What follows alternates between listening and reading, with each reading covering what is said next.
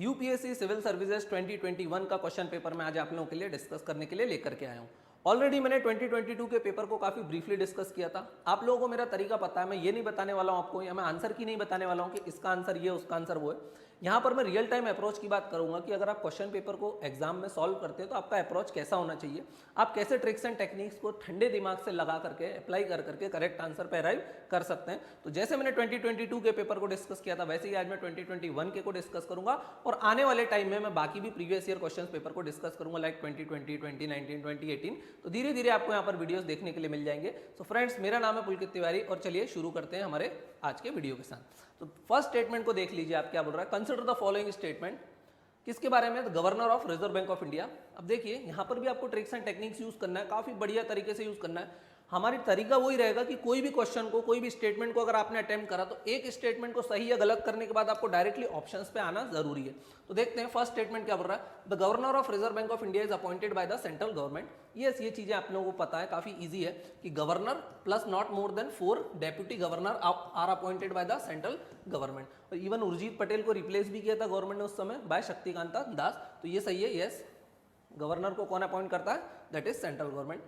Statement 2 क्या बोल रहा है, certain provision in the constitution of India gives central government the right to issue direction to RBI in public interest। अब देखिए यहाँ पर ये स्टेटमेंट करेक्ट लग रहा है, लेकिन यहाँ पर एक वर्ड दिया हुआ दैट इज द कॉन्स्टिट्यूशन। क्या कॉन्स्टिट्यूशन में कोई ऐसा प्रोविजन दिया हुआ है क्या जो सेंट्रल गवर्नमेंट को ऐसा कोई पावर देता है to give direction to the governor of the RBI? नहीं, कॉन्स्टिट्यूशन में इतनी बातें नहीं करी गई हैं, तो सेकंड तो मेरा रॉन्ग हो जाएगा।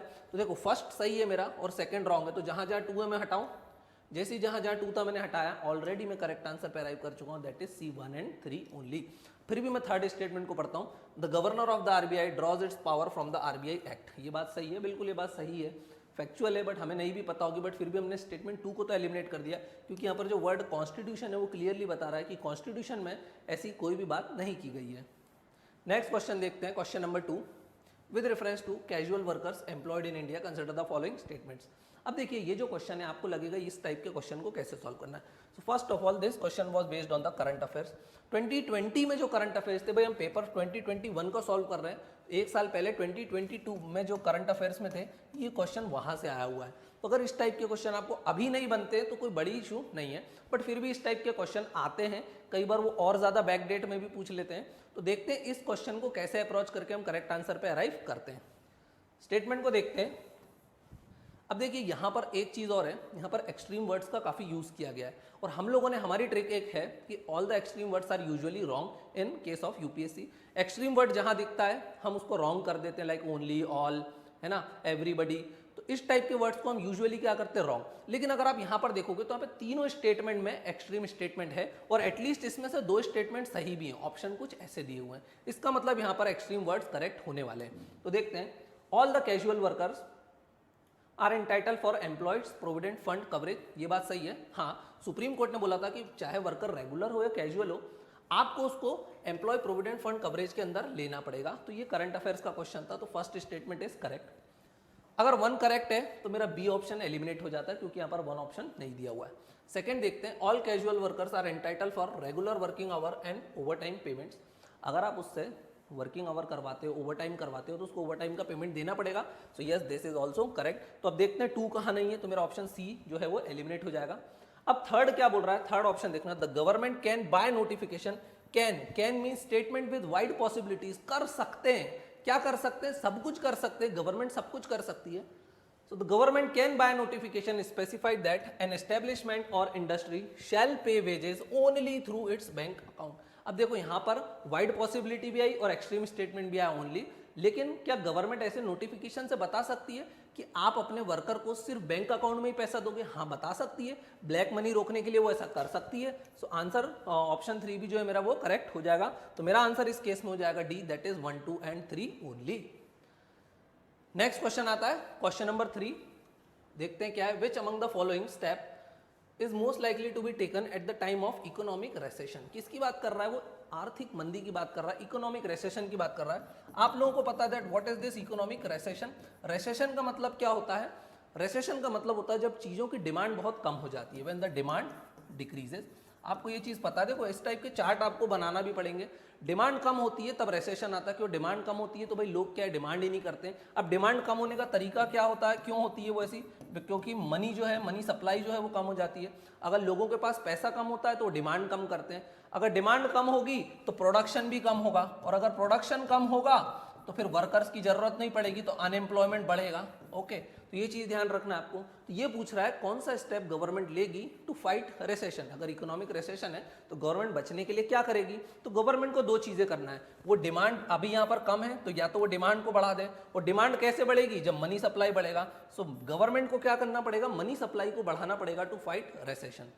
अब हमको ढूंढना है वो स्टेटमेंट जो बताता है कि मनी सप्लाई बढ़ रही है। सिंपल, फर्स्ट बोल रहा है कट इन टैक्स रेट। हाँ, अगर टैक्स कम करेंगे तो लोगों के पास ज्यादा पैसा बचेगा तो मनी सप्लाई बढ़ेगी, फिर वो ज्यादा खरीदारी करेंगे। Accompanied by increase in interest rate. देखो ये वाला स्टेटमेंट आधा रॉन्ग है और आधा करेक्ट है। अगर आप इंटरेस्ट रेट को बढ़ा दोगे तो लोन महंगे हो जाएंगे, तो फिर लोगों के पास मनी सप्लाई कम हो जाएगी, तो फर्स्ट तो गलत हो गया। Increase in expenditure on public projects, yes ये बहुत अच्छा तरीका है। इवन जोधपुर में जो उम्मेद भवन पैलेस बना था वो तब बना था जब वहां पर बेरोजगारी की प्रॉब्लम थी। जब बेरोजगारी आती है, इकोनॉमिक रिसेशन आता, तब गवर्नमेंट क्या करती है, पब्लिक प्रोजेक्ट्स पे ज्यादा एक्सपेंडिचर स्टार्ट कर देती है। अगर गवर्नमेंट ज्यादा सड़कें बनवाएगी, ज्यादा रेल रोड प्रोजेक्ट्स वगैरह चलाएगी, ज्यादा ऑप्टिकल फाइबर बिछाएगी, ज्यादा हॉस्पिटल बनवाएगी, तो उससे लोगों को क्या मिलेगा, एम्प्लॉयमेंट। एम्प्लॉयमेंट मिलेगा तो उनके पास पैसा आएगा, पैसा आएगा तो मनी सप्लाई बढ़ेगी, मनी सप्लाई बढ़ेगी तो डिमांड बढ़ेगी, और डिमांड बढ़ेगी तो रिसेशन से आप लड़ाई कर सकते हो। तो मेरा बी ऑप्शन जो है यहाँ पर मुझे बिल्कुल ठीक लग रहा है, बट फिर भी मैं सी और डी को एक बार देख लेता हूँ। कई बार ऐसा भी रहता है कि आपने बी देखते सी करेक्ट मार दिया और पता चला डी ऑप्शन में बी और सी दिया हुआ था कि B and C both are correct, तो इसलिए हमेशा क्वेश्चन को पूरा रीड करना है। सी को देख लेते हैं, increase in tax rate accompanied by reduction of interest rate. देखो रिडक्शन ऑफ इंटरेस्ट रेट ये तो अच्छी बात है, ए और सी दोनों के बिल्कुल उल्टे हैं। देखना यहाँ पर बोला रिडक्शन इन इंटरेस्ट रेट, हाँ अगर आप इंटरेस्ट कम करोगे तो लोन सस्ते हो जाएंगे, लोग ज्यादा खरीदारी करेंगे, ये बात तो सही है। लेकिन क्या बोल रहा है, इंक्रीज इन टैक्स रेट, अगर आप टैक्स बढ़ा दोगे तो अब आप लोगों से पैसा वापस ले रहे हो तो बेचारे खरीदारी करेंगे कैसे, सो this is also wrong. Reduction of expenditure on public projects, अगर आप पब्लिक प्रोजेक्ट्स देखो बी और डी भी एक दूसरे के उल्टे हैं, तो यहाँ पर उन्होंने ए और सी और बी और डी को बिल्कुल अपोजिट दे दिया। अगर आप पब्लिक प्रोजेक्ट्स पे पैसा नहीं खर्च करोगे तो लोगों को रोजगार कैसे मिलेगा, रोजगार नहीं मिलेगा तो पैसा कैसे आएगा, और पैसा नहीं आएगा तो डिमांड कैसे बढ़ेगी, और डिमांड नहीं बढ़ेगी तो फिर रिसेशन से फाइट कैसे होगी। तो यहाँ पर करेक्ट आंसर मेरा हो जाता है दैट इज बी। इकोनॉमिक्स का था, बेसिक क्वेश्चन था, काफी इजी था। फोर्थ क्या बोल रहा है, कंसिडर द फॉलोइंग स्टेटमेंट्स। अब देखना क्या बोल रहा है, other thing remaining unchanged market demand for a good might increase if. बोल रहा अगर बाकी सारी चीजें एक जैसी रहती हैं तो किसी भी डिमांड कब बढ़ेगी किसी गुड की। भाई किसी भी चीज वस्तु की डिमांड कब बढ़ती है, दो तीन चीजें, उसका प्राइस कम हो जाता तो लोग उसको ज्यादा खरीदने लगते हैं, राइट। तो पर हम यहाँ पर देखते हैं, ये क्वेश्चन मेनली क्लास 12 के एनसीईआरटी माइक्रो इकोनॉमिक्स का क्वेश्चन है और काफी इजी कैटेगरी में इसको अपन रख सकते हैं। Price of it substitute increases. अब देखना क्या बोल रहा है, सब्सटीट्यूट गुड्स क्या होते हैं, जैसे for example T and coffee, आप लोगों को पता है टी और कॉफी एक दूसरे के क्या है, सब्सटीट्यूट है। अगर देखना चाय की कीमत बढ़ेगी तो लोग कॉफी पे शिफ्ट हो जाएंगे, कॉफी की कीमत बढ़ेगी तो लोग चाय पे शिफ्ट हो जाएंगे। तो price of it substitute increases. देखना चाय की कीमत कब बढ़ेगी, जब इसके सब्सटीट्यूट मतलब कॉफी की कीमत बढ़ेगी, यस। तो अगर सब्सटीट्यूट की कीमत बढ़ेगी तो नॉर्मल वाले की प्राइस बढ़ जाएगी, यस सॉरी। तो price of it substitute increases, तो डिमांड किसकी बढ़ जाएगी, टी। अगर कॉफी की प्राइस बढ़ गई तो लोग किस पे शिफ्ट कर जाएंगे, चाय पे। दूसरा देखना price of its complement increases. अभी what are these complementary goods, complementary goods वो होते हैं जिनको आप साइड बाय साइड एक साथ यूज करते हो। जैसे अगर आप चाय कॉफी यूज करते हो तो आप साथ में शक्कर भी यूज करते हो। अगर शक्कर महंगी हो गई तो चाय कॉफी दोनों महंगी हो जाएगी। अगर पेट्रोल महंगा हो गया तो कार भी आपको महंगी पड़ेगी, या कार की प्राइसेस बढ़ गई तो पेट्रोल पे भी इंपैक्ट दिखेगा। तो दीज आर कॉम्प्लीमेंट्री गुड जिनको आप साथ साथ यूज करते हो। तो अगर कॉम्प्लीमेंट्री गुड की प्राइस बढ़ जाएगी तो ओरिजिनल चीज की भी, मान लो अगर शक्कर की कीमत बढ़ गई तो चाय भी महंगी हो जाएगी ना। तो ये क्या बोल रहा है, market demand for a good, demand बढ़ेगी क्या, डिमांड कम हो जाएगी क्योंकि उसकी प्राइस बढ़ रही है। तो सेकंड जो है मेरा रॉन्ग हो जाएगा। तो देखो 1 सही है 2 गलत है। 2 कहाँ है, बी में और डी में। तो मेरे दो ऑप्शन तो यहाँ पर एलिमिनेट हो गए और 1 जो है ए और सी दोनों जगह दिया हुआ है। अब थर्ड स्टेटमेंट देख लेते हैं, the good is an inferior good and income of consumer increases. अब देखना क्या दिया हुआ है, ऑप्शन 3 बोल रहा है the good is an inferior good. Inferior goods वो गुड्स होते हैं जैसे for example jowar bajra coarse grain. जब आदमी की इनकम बढ़ती है तो ये सस्ते गुड्स को छोड़कर महंगी चीजें खरीदता है। फॉर एग्जांपल पहले आप ज्वार बाजरा खा रहे थे, अब आपकी इनकम बहुत बढ़ गई है तो शायद अब आप गेहूं खाने लग जाओगे, और इनकम बढ़ गई है तो अब आप और बढ़िया बढ़िया होटल में और अच्छी चीज़ें खाने लग जाओगे, शायद हो सकता है आप गेहूं को भी छोड़ दो और फ्रूट्स खाने लग जाओ। तो ये क्या होता है, इंफीरियर गुड्स वो गुड्स होते हैं कि जब आपकी इनकम बढ़ती है तो उनकी जो डिमांड है वो कम हो जाती है। अगर आपकी सैलरी बढ़ गई, इनकम बढ़ गई, तो अब आप इंफीरियर गुड्स को यूज करना कम कर दोगे। तो the good is an inferior good and income of the consumer increases. ये वाला जो स्टेटमेंट है, डिमांड बढ़ेगी क्या इंफीरियर गुड की? नहीं बढ़ेगी, उसकी कम हो जाएगी, ये चीज आपको ध्यान रखना। इट्स प्राइस फॉल्स, ये सही है क्या? हाँ, अगर किसी भी चीज की कीमत घटती है तो हम उसको ज्यादा यूज करना स्टार्ट कर देते हैं, उसकी डिमांड बढ़ जाती है। तो आंसर मेरा क्या हो जाएगा इस केस में? A, that is 1 and 4 only. Easy question था, इकोनॉमिक्स का क्वेश्चन था। चलो नेक्स्ट क्वेश्चन देख लेते हैं। With reference to urban cooperative banks. अब ध्यान से देखोगे आप, इस पेपर में इन्होंने सारे सब्जेक्ट्स के क्वेश्चंस को सेग्रीगेट करके दे दिया है। शुरू में इकोनॉमिक्स ही इकोनॉमिक्स डाल दिए, जब पॉलिटी आएगा तो पॉलिटी चलेगा, हिस्ट्री आएगा तो हिस्ट्री चलेगा, राइट। तो यहाँ पर हमको काफ़ी इजी दिख रहा है। सबसे बड़ी डिफिकल्टी ये होती है कि जब हम पढ़ के जाते हैं, हमने इकोनॉमिक्स भी पढ़ा है, ज्योग्राफी, पॉलिटी सब कुछ पढ़ा है, हमने हिस्ट्री भी पढ़ा है, लेकिन क्या होता है क्वेश्चन पेपर में सारे क्वेश्चन अलग अलग जगह दिए हुए थे, कई बार उनको ढूंढना डिफिकल्ट हो जाता है। लेकिन यहाँ पर इन्होंने हमारा ये काम तो आसान कर दिया। इकोनॉमिक्स से तो सारे इकोनॉमिक्स के क्वेश्चन एक साथ इन्होंने डाल दिए। With reference to urban cooperative banks in India consider the following statements. Urban cooperative banks के बारे में बात कर रहा है। ध्यान रखना, कोऑपरेटिव बैंक्स बहुत न्यूज़ में, महाराष्ट्र के कुछ बैंक डूब भी गए थे, सब जगह न्यूज़ में चलते हैं ये। तो स्टेटमेंट 1 देखना, they are supervised and regulated by local boards set up by the state government. क्या अर्बन कोऑपरेटिव बैंक को लोकल बोर्ड मैनेज करते होंगे, रेगुलेट करते होंगे? बिल्कुल भी नहीं। इवन स्टेट गवर्नमेंट भी उनको रेगुलेट नहीं कर सकती है, तो डुबा देंगे। लोकल लोग कैसे कर सकते हैं? नहीं, इनको कौन सुपरवाइज करता? आरबीआई सुपरवाइज करता, आरबीआई इनको रेगुलेट करता है। So first statement is wrong, they are supervise, RBI आएगा यहाँ पर, तो फर्स्ट रॉन्ग है। तो जहां जहां 1 है, ए में 1 था, सी में 1 था और डी में 1 था, तो 3 ऑप्शन मेरे यहीं के यहीं एलिमिनेट होगा और मेरा सीधे आंसर आ जाता है, that is B 2 and 3 only. But फिर भी हम देख लेते हैं आगे क्या बोल रहा है, इससे मैं कुछ बेसिक इन्फॉर्मेशन भी आपको प्रोवाइड कर दूंगा रिगार्डिंग बैंक्स। सेकंड स्टेटमेंट बोल रहा है, दे can issue equity share and preferential share. भाई देखना, जब भी आपको कोई बैंक खोलना रहता है, आरबीआई के सिंपल रूल्स होते हैं, अगर आपको बैंक खोलना है तो आपको कुछ ना कुछ कैपिटल लेके आना पड़ता है, कुछ ना कुछ पूंजी लेके आना पड़ती है। कैपिटल कैसी हो सकती है? या तो आपकी खुद का पैसा लगा हुआ, आपका खुद का वहां पर इन्वेस्टमेंट हो। लेकिन अगर फिर भी मान लो आरबीआई ने बोला आपको बैंक खोलना, तो आपको 500 करोड़ रुपीस लाना पड़ेंगे। अब 500 करोड़ कहाँ से लाओगे? हो सकता है आपने खुद ने इन्वेस्टमेंट किया हो अराउंड 300 करोड़ रुपीस का, फिर भी 500 करोड़ होगा क्या? नहीं। तो फिर आप क्या करोगे? लोगों को बोलोगे चलो बैंक में ऑनरशिप ले लो, शेयर वगैरह इशू कर दोगे, तो फिर कुछ पैसा आप शेयर या फिर जिसको हम बोलते हैं इक्विटी, वहां से आप लेकर के आ सकते हो। तो ये बोल रहा है क्या कि बैंक शेयर और इक्विटी इशू कर सकते हैं? Yes, they can issue share as well as preferential shares. Second मेरा करेक्ट है, वैसे तो मेरा आंसर आ चुका already, B 2 and 3 only. Third बोल रहा, they were brought under the purview of banking regulation act 1949 through and amendment in 1966। Yes, वो बैंकिंग रेगुलेशन एक्ट में आते हैं, तभी तो आरबीआई उनको रेगुलेट करता है। तो मेरा आंसर यहाँ पर हो जाएगा B, that is 2 and 3 only. Next question देख लेते हैं, Indian government bond yield are influenced by which of the following. देखो बॉन्ड यील्ड अभी भी 2023 के मिड में, मतलब 2023 के पेपर के लिए भी काफी रेलेवेंट है। क्या ये बॉन्ड यील्ड? अब ये बॉन्ड यील्ड क्या होती है? बॉन्ड यील्ड मतलब होती है, फॉर एग्जाम्पल अगर किसी ने बॉन्ड किया इशू 100 रुपीज का और बोला 1 साल बाद मैं आपसे बॉन्ड 110 रुपए में खरीद लूंगा, 110, मतलब आपकी यील्ड कितनी है? आपको प्रॉफिट कितना हो रहा है? 10% प्रॉफिट हो रहा है, लेकिन पैसा कम मिलेगा 1 साल के बाद। अब फॉर एग्जाम्पल आपको बीच में इमरजेंसी आ जाती है, अब आपको ये बॉन्ड सेल करना है, तो कोई आपसे 100 रुपए में तो लेगा नहीं है। तो मान लो आपने किसी को ये बॉन्ड सेल कर दिया एट 90 रुपीज, आपने मुझे ये बॉन्ड सेल कर दिया 90 रुपीज, और 1 साल बाद तो मुझे किस पे कितने रुपए मिलने वाले हैं? 110। तो यहाँ पर बॉन्ड का जो है प्राइस वो क्या हो गया? रिड्यूस। लेकिन ध्यान से देखना, अब उसकी यील्ड जो है ये 10%, मुझे कितना मिलेगा? 20 rupees profit out of 90 into 100, यही मुझे मिलेगा। हाँ, तो मुझे कितने रुपए मिल जाएंगे? अराउंड 200 डिवाइड बाई 9, मतलब 10% से तो मुझे ज्यादा ही पैसा मिलने वाला है ना। तो ये चीज आपको ध्यान रखना। तो मेरी जो यील्ड है, मतलब जो मुझे प्रॉफिट होने वाला था वो बढ़ गया, और वो प्रॉफिट कैसे बढ़ा? By changing the price of the bond. तो ये बॉन्ड का जो है कॉन्सेप्ट होता है। अब ये पूछ रहा है कि जो बॉन्ड की यील्ड है, ये जो उस पर 10% से बढ़ के 13-14% जो प्रॉफिट मिल रहा है, ये किन किन चीजों से इन्फ्लुएंस होता है? तो देख लेते हैं। Action of United states federal reserve, US की जो सेंट्रल बैंक है यूएस फेड रिजर्व, उसके बारे में बात कर रहा है कि अगर वो कोई काम करेगा तो क्या बॉन्ड की यील्ड पे फर्क आएगा? बिल्कुल आएगा।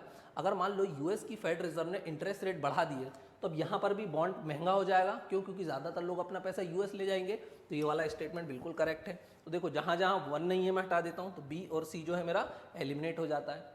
सेकंड देखते हैं action of reserve bank of India. Yes, ये भी है, रिजर्व बैंक भी मनी सप्लाई को कंट्रोल करता है। इवन रिजर्व बैंक भी इन बॉन्ड को सेल और बाय करता है। तो अगर वो भी बाय एंड सेलिंग करेगा तो हो सकता है 90 की जगह मैं आपसे बोल रहा हूँ मैं 90 में ही खरीदूंगा, लेकिन बीच में रिजर्व बैंक आ जाए बोले चलो मैं 95 में खरीद लेता हूँ, क्योंकि मैं तो आपका एक्सप्लॉइटेशन कर रहा था, 100 रुपये का बॉन्ड 90 में ले रहा था। तो रिजर्व बैंक ने देखा कि ठीक है इसकी यील्ड बहुत ज़्यादा बढ़ गई, तो रिजर्व बैंक ने बोला चलो मैं 95 में ले रहा हूँ, तो इसने यील्ड को चेंज कर दिया। येस, तो reserve bank also impact the yield of the bonds. Third देख लेते हैं inflation and short term interest rate. बिल्कुल, अगर इन्फ्लेशन ज़्यादा होगा तब मुझे बॉन्ड पे आपको ज़्यादा यील्ड देना पड़ेगी। बॉन्ड मतलब मैंने आपसे पैसा उधार में लिया है। अब अगर इन्फ्लेशन 10% है तो मुझे आपको बोलना पड़ेगा चलो मैं आपको 12% दूंगा। अगर इन्फ्लेशन 5% होता तो मैं आपको बोलता 6-7% दूंगा। तो इन्फ्लेशन के कारण होता है, इंटरेस्ट रेट के कारण होता है। यस, इंटरेस्ट रेट से ही तो लोग पैसा लेकर के आते हैं। तो ये जो मेरा थर्ड स्टेटमेंट ये भी करेक्ट है। तो मेरा आंसर हो जाएगा इस केस में 1, 2 and 3, that is option number D. Question number 7 देख लेते हैं। Consider the following statements. किसके बारे में बात कर रहा है? Foreign currency convertible bonds. किसके बारे में बात कर रहा है? Foreign currency convertible bonds. दूसरा बोल रहा है foreign institutional investment with certain condition, global depository receipt, non resident external deposits. But अभी क्वेश्चन नहीं समझ में आया, पूछ क्या रहा है, तो वो यहाँ लिखा हो विच of the above can be included in foreign direct investment. वो पूछ रहा है फॉरेन डायरेक्ट इन्वेस्टमेंट में क्या क्या चीज़ें इंक्लूड रहती हैं। तो आपने balance of payment chapter number 6 class 12 की मैक्रो इकोनॉमिक्स पढ़ी होगी। वहाँ पे आपको पता है बैलेंस ऑफ पेमेंट के दो कंपोनेंट होते हैं, करंट और कैपिटल।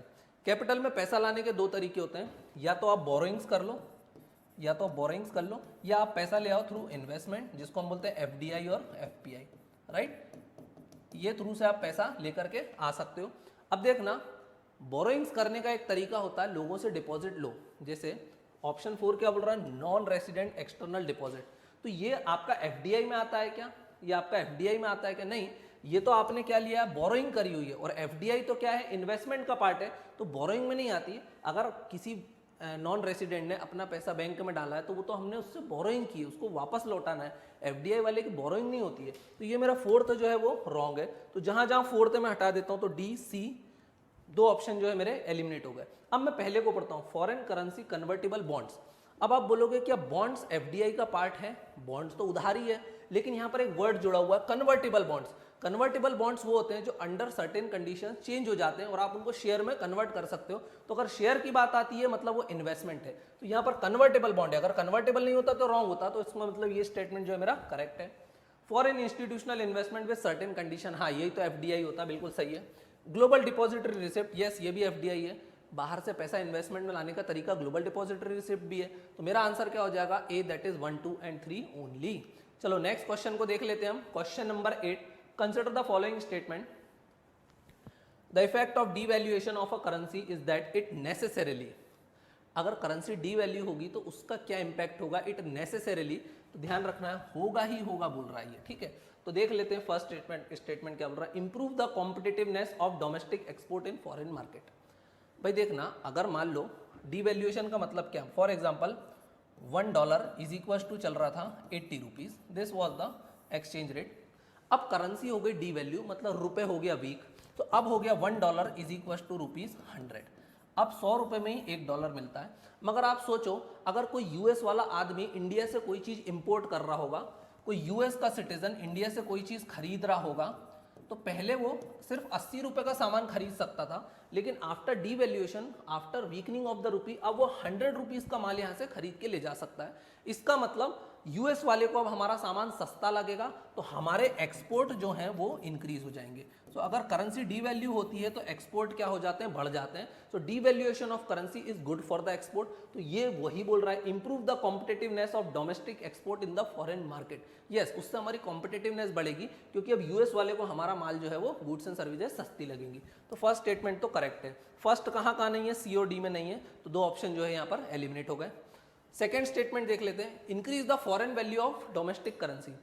क्या हमारी फॉरेन वैल्यू बढ़ेगी या घटेगी? अरे रुपए यहाँ पर वीक हो गया, डीवैल्यूएशन का मतलब रुपए कमजोर हो गया, तो इंक्रीज नहीं आएगा, यहाँ पर आएगा decrease the foreign value of domestic currency. Domestic currency की फॉरेन वैल्यू कम हो गई है, तो सेकंड तो मेरा रॉन्ग है। सेकंड कहाँ है, बी में, तो मेरा आंसर ऑलरेडी आ चुका है, that is a, 1 only. But फिर भी हम थर्ड स्टेटमेंट को देख लेते हैं, क्या बोल रहा है third statement, improve the trade balance. Trade balance क्या होता है बैलेंस ऑफ पेमेंट में, जो करंट कंपोनेंट होता है उसमें गुड्स में जो भी आप ट्रेड वगैरह करते हो उसका डिफरेंस निकालते हो एक्सपोर्ट और इंपोर्ट का, दैट इज ट्रेड बैलेंस। तो ट्रेड बैलेंस और भी चीज़ों पे डिपेंड करता है कि आप इंपोर्ट कितना कर रहे हो सकता है आप बहुत ज़्यादा ऑयल और गैस को इंपोर्ट कर रहे हो तो फिर ट्रेड बैलेंस इंप्रूव होगा कि आपका सिर्फ डिवैल्यूएशन से, आंसर इज नो। तो ये भी मेरा जो है रॉन्ग हो जाता है और मेरा करेक्ट आंसर हो जाएगा A, that is 1 only. Next question आ जाता है क्वेश्चन नंबर 9।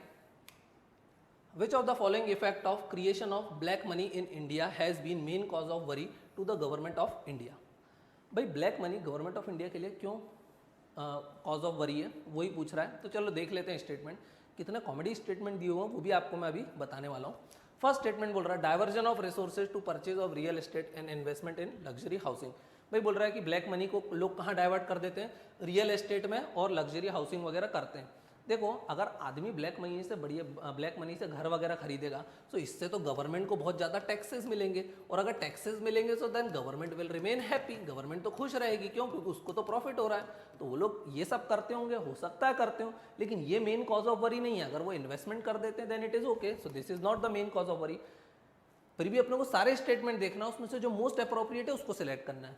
सेकंड देख लेते हैं, investment in unproductive activities and purchase of precious stones, jewellery, gold etcetera. अगर आदमी गोल्ड, ज्वेलरी, प्रीशियस मेटल्स खरीदता है so again they are demerit goods. Government इनको क्या बोलती है? दे आर डीमेरिट गुड्स, मतलब ये बहुत ज़्यादा काम के नहीं है और इन पे हाई टैक्सेशन रहता है, हायर टैक्सेशन रहता है। और अगर जहाँ पर हायर टैक्स मिलता है गवर्नमेंट को then again government of India will remain happy. तो वो कॉज ऑफ कंसर्न तो नहीं है, अभी तो गवर्नमेंट खुश है, तो हमारा बी ऑप्शन भी जो है एलिमिनेट हो जाता है। सी को देख लेते हैं, large donation to political parties and growth of regionalism. ओहो कितना कॉमेडी स्टेटमेंट है।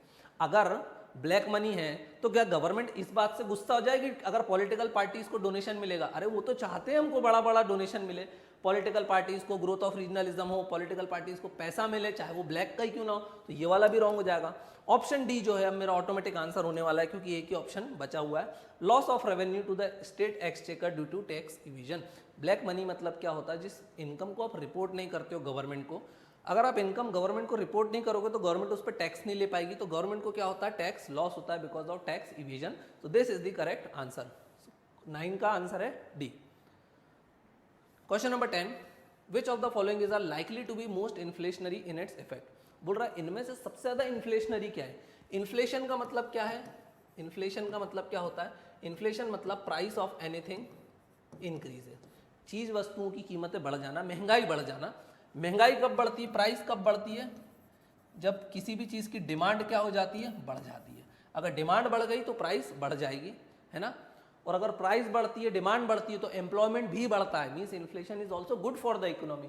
सो इनमें से सबसे ज़्यादा इन्फ्लेशनरी क्या होगा इकोनॉमी के लिए? चलो देख लेते हैं। Repayment of public debt. Public debt मतलब जो डेट गवर्नमेंट ने कर्जा ले रखा उसको चुकाएगी। अच्छा देखना, प्राइस बढ़ता है, डिमांड बढ़ती है, और प्राइस कब बढ़ता है, डिमांड कब बढ़ती है? When money supply is increases. जब मनी सप्लाई ज्यादा रहती है तभी किसी भी चीज की डिमांड बढ़ती है, लोगों के पास ज्यादा पैसा है तभी तो डिमांड कर रहे हैं। डिमांड बढ़ रही है तो प्राइस बढ़ रहा है, और प्राइस बढ़ रही है तो इन्फ्लेशन आ रहा है। तो बोल रहा है रीपेमेंट ऑफ पब्लिक डेट, अगर गवर्नमेंट पैसा चुका देगी, विदेश वालों को अपना पैसा वापस दे देगी तो मनी सप्लाई तो कम हो जाएगा, तो फिर तो इन्फ्लेशन नहीं आ पाएगा। तो ये तो रॉन्ग हो जाएगा मेरा। मुझे इन्फ्लेशन लाना है क्योंकि पूछ रहा है सबसे ज्यादा इन्फ्लेशनरी इफेक्ट कौन दिखाएगा। सेकंड देखना है, borrowing from public to finance a budget deficit. भाई borrowing from public to finance budget deficit, budget deficit को फाइनेंस करना है। चलो इसको मैं डाउट में रखता हूँ फिलहाल के लिए, तो डी लिख दिया मैंने। सी देखता हूं मैं, borrowing from bank to finance a budget deficit. देखना इन्फ्लेशन कब आता है? जब मनी सप्लाई बढ़ती है। अब ये दोनों स्टेटमेंट को मैं डाउट में रख रहा हूं लेकिन ये दोनों रॉन्ग है। क्यों है? देखना मनी सप्लाई कब बढ़ती है? अगर मान लो गवर्नमेंट ने पब्लिक से पैसा लिया और गवर्नमेंट पैसे का क्या करेगी? फिर पब्लिक में ही लगा देगी, तो मनी सप्लाई तो सेम है। ये प्रीवियस ईयर भी आ चुका है क्वेश्चन कि भाई मनी सप्लाई कब बढ़ती है? अगर गवर्नमेंट पब्लिक से ही पैसा ले रही है और वापस पब्लिक पे लगा दे रही है, तो मनी सप्लाई में चेंज क्या हुआ? कुछ भी नहीं हुआ। अगर उसने बैंक से लिया तो बैंक तो वैसे भी जनता को लोन दे देती है, अगर बैंक से पैसा लेके वापस बैंक के पास या पब्लिक के पास पहुंचा दिया तो मनी सप्लाई तो चेंज हुई नहीं। तो इन दोनों स्टेटमेंट रॉन्ग हो जाते हैं। अब 3 देखना, creation of new money to finance budget deficit. अब बजट डेफिसिट है तो नया नोट छाप रहे हैं, अगर नया नोट छापोगे तो अब मनी सप्लाई क्या हो जाएगी? इंक्रीज। और मनी सप्लाई बढ़ जाएगी तो डिमांड बढ़ जाएगी, डिमांड बढ़ जाएगी तो प्राइस बढ़ जाएगी, प्राइस बढ़ जाएगी तो इन्फ्लेशन आ जाएगा। तो ये चीज ध्यान रखना है। क्वेश्चन नंबर 11 की तरफ चलते हैं। Question number 11 says the money multiplier in an economy increases with which of the following? Money multiplier कब बढ़ता है? हम लोगों ने इकोनॉमिक्स में इसको काफ़ी chapter number 3 money and banking में काफ़ी बढ़िया तरीके से डील किया हुआ है।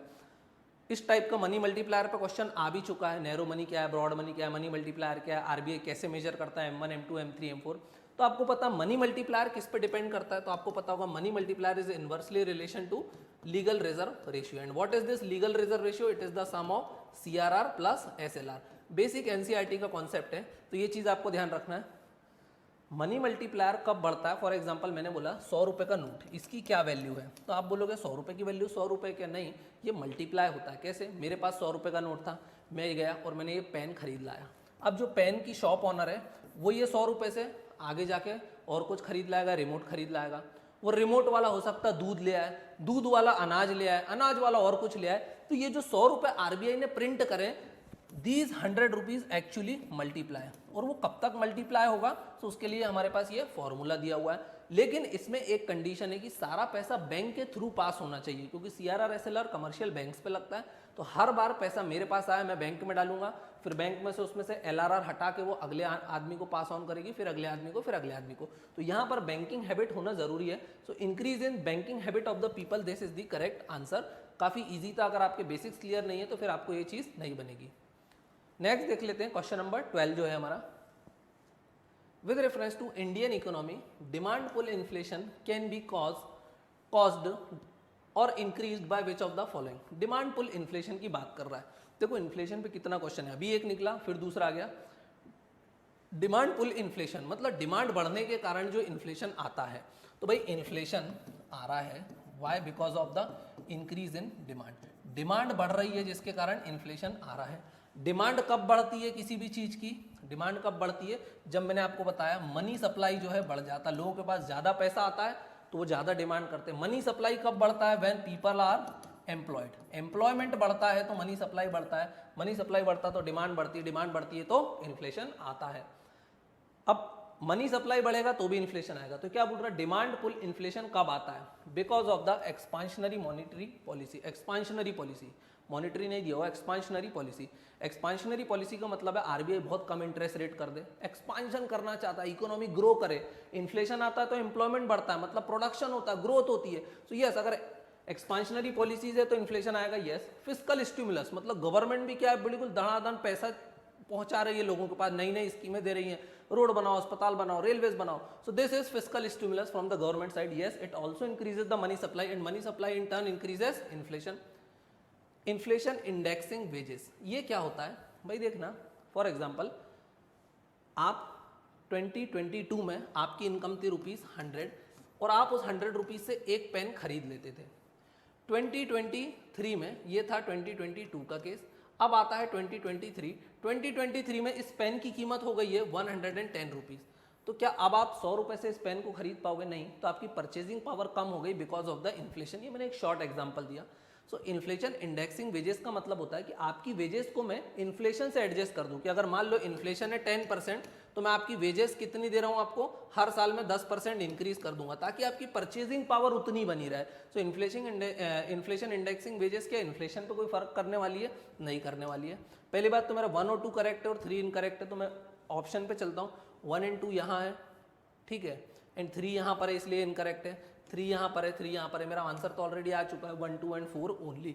हायर परचेजिंग पावर, क्या ये इन्फ्लेशन बढ़ाएगा? हाँ, अगर लोगों के पास ज़्यादा पैसा होगा, ज़्यादा परचेजिंग पावर होगी, ज़्यादा डिमांड करेंगे, और ज़्यादा डिमांड करेंगे तो फिर इन्फ्लेशन आ जाएगा, चीज़ों की कीमतें ज़्यादा हो जाएंगी।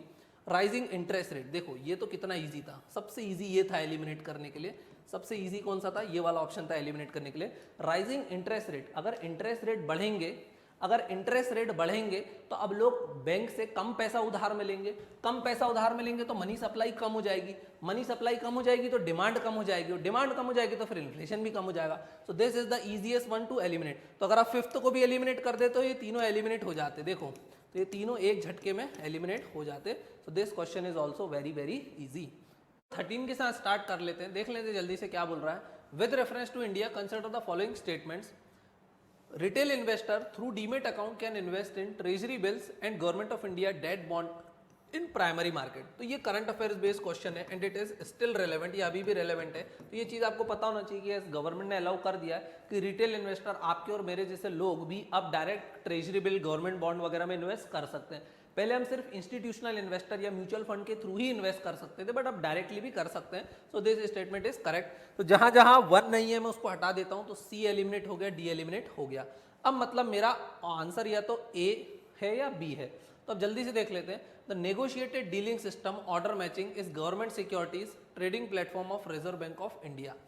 अगर आपको ट्रेडिंग वगैरह करना है तो क्या रिजर्व बैंक का प्लेटफॉर्म ऑफ यूज करोगे? तो ये काफी फैक्चुअल है, तो मैं इसको लगा देता हूं डाउट में। अब नेक्स्ट क्वेश्चन, नेक्स्ट स्टेटमेंट देख लेते हैं। Central depository service limited is jointly promoted by reserve bank of India and Bombay stock exchange. Bombay stock exchange करता होगा बिल्कुल ट्रेडिंग वगैरह का काम, लेकिन रिजर्व बैंक करता होगा क्या? रिजर्व बैंक का काम नहीं है ये सब करना, शेयर मार्केट वगैरह को कंट्रोल करना। यहाँ पर रिजर्व बैंक की जगह आएगा SBI, HDFC, इन लोगों ने मिलकर क्या करा है, ये CDSL को शुरू किया है। तो ये चीज आपको ध्यान रखना। तो मेरा थर्ड तो रॉन्ग है, पर थर्ड को एलिमिनेट करने से मेरा काम नहीं बन रहा है। तो यहाँ पर जो है अब मैं आ चुका हूँ 50-50 की स्टेज पे, that either A is correct और बी इज करेक्ट। तो ये इस टाइप की जो कैलकुलेटेड रिस्क है वो आपको लेना पड़ेंगी। तो अगर आप 5 क्वेश्चन लगाते हैं इस टाइप से, सही होते हैं और 5 गलत होते हैं, तो भी आप +7 मार्क्स में ही रहेंगे। फॉर एग्जाम्पल अगर आपने 10 क्वेश्चन ऐसे करे जो आप 50-50 में थे, 5 आपने सही कर दिए, 5 आपने गलत कर दिए। सही करे तो 2 नंबर के हिसाब से +10 मार्क्स मिले, गलत करे तो -3 मार्क्स आपके डिडक्ट हुए, still you are in +7 marks. तो इस टाइप के क्वेश्चन को आपको डेफिनेटली अटेम्प्ट करना ही करना है, ये चीज आपको ध्यान रखना है। सेकंड स्टेटमेंट जो है मेरा वो करेक्ट है या इनकरेक्ट है वो मुझे नहीं पता है, तो आप उसमें से देख लेना जो भी आपको मार्क करना हो। वैसे आंसर तो इसका बी है। नेक्स्ट देख लेते हैं question number 14 with reference to water credit. किसके बारे में बात कर रहा है? ये वाटर क्रेडिट के बारे में बात कर रहा है। तो आपको ये चीज ध्यान रखना है। Consider the following statements. अब देखिए again factual question, water credit, we don't know anything about this, what is this water credit. हाँ, लेकिन ये पता चल रहा है वाटर और क्रेडिट दो वर्ड है, हम वर्ड को कुछ जमा करके देख लेते हैं। वन क्या बोल रहा है? It puts micro finance tools to work in the water and sanitation sector. Micro finance tool to work in water and sanitation sector, काफी जनरल स्टेटमेंट लग रहा है, वाटर क्रेडिट की बात कर रहा है, माइट बी करेक्ट। अभी तो हमको इसको अटेम्प्ट करना है, तो मैं इसको यहाँ पर करेक्ट मान के चल रहा हूँ। सेकंड देख लेते हैं। It is a global initiative launched under the aegis of WHO, world health organisation and world bank. Again this is very very factual data, हम इसके बारे में श्योर नहीं है। So let's put this statement in doubt. इसको मैंने doubt में डाल दिया। फर्स्ट तो मेरा करेक्ट मान रहा हूं मैं, तो उस हिसाब से मेरा बी जो है एलिमिनेट हो जाना चाहिए। थर्ड देख लेते हैं। It aims to enable the poor people to meet their water needs without depending on subsidies. ये करना चाहता होगा क्या? हाँ, वाटर क्रेडिट है, बिना सब्सिडी के भी आदमी, गरीब आदमी जी ले, पानी की अपनी जरूरतों को पूरा कर ले। तो मैं इस जनरल स्टेटमेंट को क्या मान के चल रहा हूँ? करेक्ट मान के चल रहा हूँ। तो मेरा 1 और 3 जो है करेक्ट होना ही होना चाहिए। तो उस हिसाब से अब मेरा बच रहा है 2। तो देखो 1 3 यहां पर भी है, 1 3 यहां पर भी है, तो एक स्टेटमेंट मेरा और एलिमिनेट हो जाता है। But still I am left with the option of 50-50। इन दोनों में अगेन मैं किस पे आ गया हूं? 50-50 पे आ गया हूं। और ऐसे क्वेश्चन को आपको अटेम्प्ट करना ही करना है, मैंने ऑलरेडी बता दिया। You must attempt these question to arrive at at least 80 question. अगर आप 80 क्वेश्चन एग्जाम में सॉल्व नहीं कर रहे then you are nowhere in the race. तो अब इस क्वेश्चन में भी अगेन आप रेस लेंगे। तो वैसे इसका आंसर मैं आपको बता देता हूँ, इसका आंसर ये है सी, दैट इज 1 and 3 ओनली। क्योंकि ये जो है ये किसी WHO या वर्ल्ड बैंक ने नहीं किया है, ये किसी NGO ने इसको लॉन्च किया है। किसी NGO ने इसको लॉन्च किया, ना कि वर्ल्ड बैंक और WHO ने। फैक्चुअल क्वेश्चन था, नहीं भी आता है, डोंट वरी। क्वेश्चन नंबर 15 देख लेते हैं। In India the central bank function as lender of last resort usually refers to which of the following. काफी इजी क्वेश्चन है, KBC का 1000 रुपये वाला क्वेश्चन है। लेंडर ऑफ लास्ट रिसोर्ट का मतलब क्या होता है? फॉर एग्जांपल ये भी करंट अफेयर्स के रिस्पेक्ट में पूछा था कि येस बैंक क्राइसिस चल रही थी, राणा कपूर वाला। तो येस बैंक में RBI ने उसकी हेल्प करी, means RBI is the lender of last resort. वो बैंक जब डिस्ट्रेस में रहते हैं तो उनको हेल्प करता है to maintain the stability in the economy. So lending to trade and industry body when they fail to borrow from other sources। ऐसा होता है कि RBI हमारी मदद करने आता है क्या? कि अगर हम कहीं से बोरो नहीं कर पा रहे, बैंक हमको लोन नहीं दे रहा, मनी लेंडर हमको लोन नहीं दे रहा है, तो क्या RBI हमको लोन देता? कितना मजाकिया स्टेटमेंट है, बिल्कुल गलत है। तो जहां जहां 1 है मैं हटा देता हूं, तो ए ऑप्शन जो है मेरा एलिमिनेट हो गया। Providing liquidity to bank having a temporary crisis, yes, ये इसका सबसे मेन परफॉर्मिंग फंक्शन होता है कि RBI is the lender of last resort, means it provide liquidity to bank having a temporary crisis। For example yes bank, मैंने आपको बता भी दिया था, यस बैंक में जो राणा कपूर था उसकी जो क्राइसिस आई थी तब RBI ने हेल्प करी थी। तो 2 मेरा करेक्ट है, तो 2 यहाँ है, 2 यहाँ है, तो मतलब मेरा डी भी एलिमिनेट हो जाता है। ऑप्शन डी को देख लेते हैं। Lending to government to finance budgetary deficit. अरे गवर्नमेंट का तो हर साल का ही है बजटरी डेफिसिट करना, तो क्या आरबीआई उसको मदद करने आता है? नहीं, गवर्नमेंट बोरो करती है ना कि आरबीआई उसकी मदद करेगा। तो 3 जो है मेरा रॉन्ग हो जाएगा, तो मेरा ऑप्शन सी भी एलिमिनेट हो जाता है, मेरा करेक्ट आंसर हो जाता है बी, दैट इज 2 ओनली। चलो नेक्स्ट क्वेश्चन को देख लेते हैं। Question number 16, R2 code of practices. R2 code of practices, again this is an very factual question, either you know it और यू डोंट नो इट। अगर ऐसे question आपको नहीं पता then it is better to skip, then go for the wrong answer. आप इनको skip कर दो, डोंट वरी। वैसे R2 का जिसको मतलब पता हो, जैसे उस समय न्यूज़ में था, इसलिए इसकी डिफिकल्टी लेवल हाई नहीं बोल सकते, अभी ये बहुत डिफिकल्ट है, लेकिन उस समय रिलेवेंट था। R2 का मतलब होता है environmental responsible practice in electronics recycling. Responsible recycling, R2 मतलब 2 R है, responsible recycling, responsible recycling, okay, in electronic sector. तो इसका आंसर हो जाएगा A, that is environmentally responsible practice in electronics recycling industry. Okay, factual था, आता है तो करना है, नहीं आता है तो छोड़ देना है।